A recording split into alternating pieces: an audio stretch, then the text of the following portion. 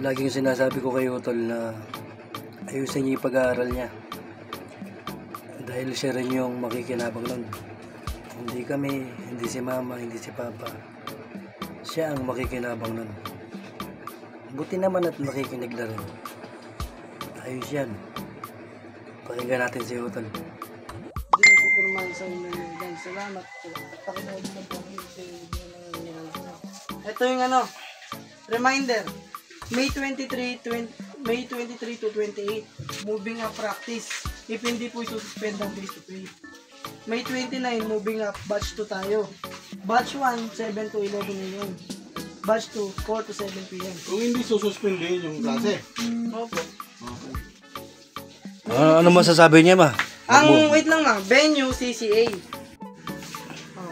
Attire, complete uniform. Yun lang. May 31 cards.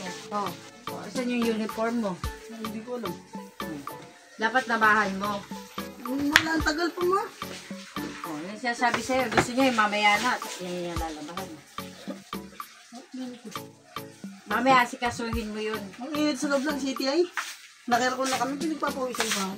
Hindi mo nakita yung darling mo ron. No? Siyempre nandun yun. Wala man doon. Wala man pala pa eh. Kaya madali siyang umuwi. Tanongin mo kay